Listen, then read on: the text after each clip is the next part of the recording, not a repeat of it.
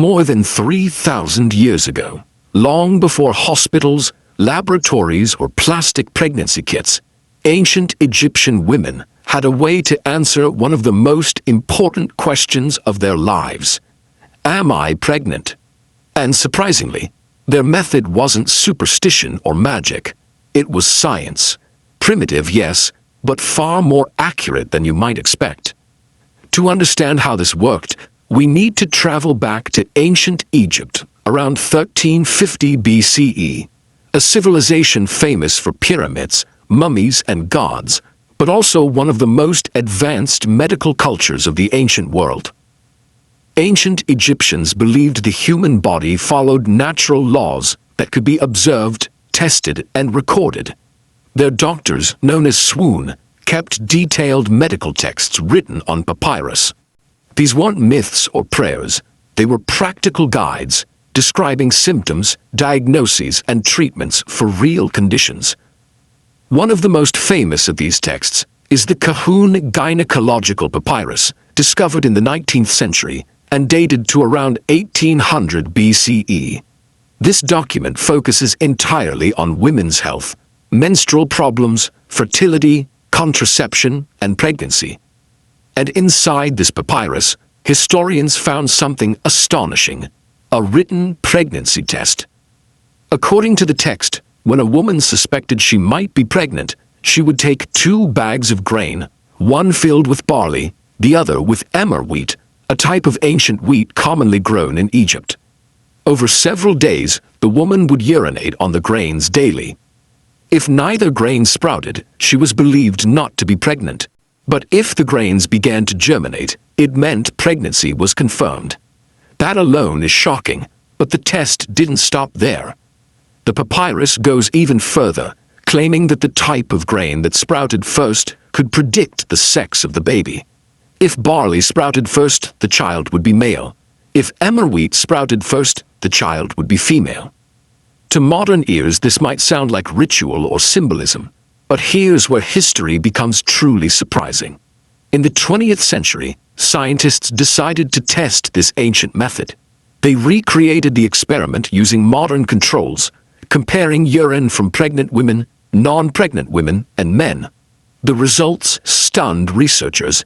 In many cases, urine from pregnant women did cause the grains to sprout faster than non-pregnant urine. The accuracy rate was estimated at around 70%, far better than random guessing, and astonishing for a method developed over 3 millennia ago. So, how did this work?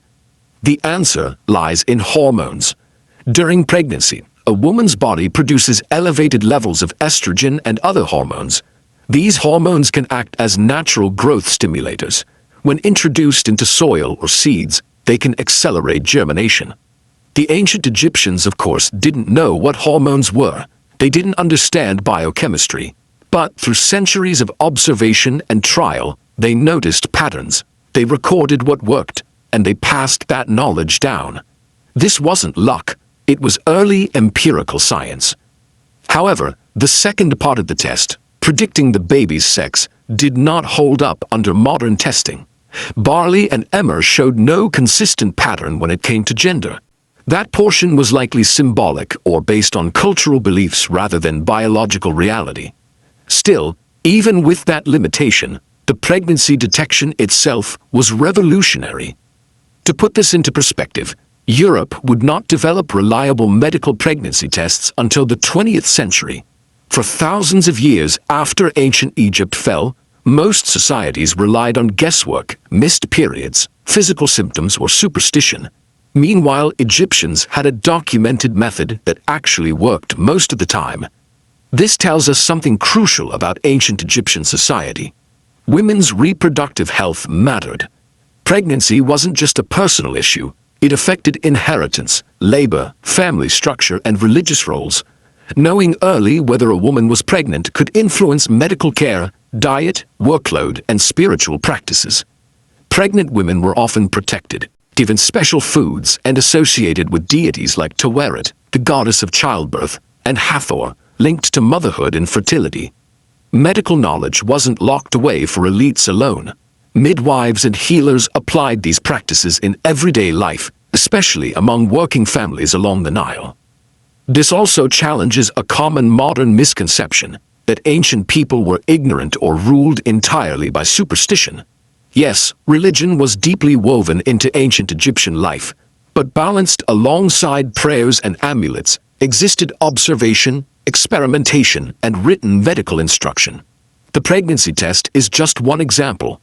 Ancient Egyptian doctors also described treatments for wounds, dental problems, parasites, and even mental distress.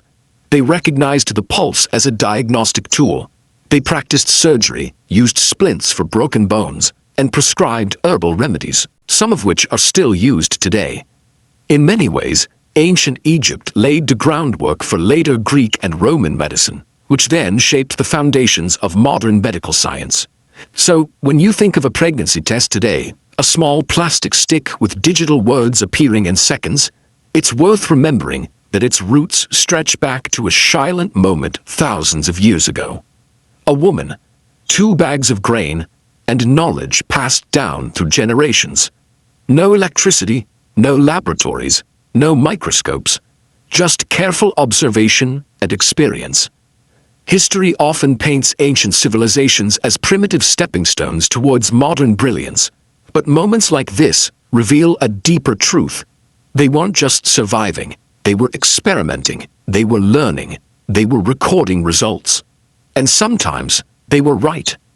Long before science had a name, ancient Egyptians were already practicing it. And that may be the most surprising discovery of all.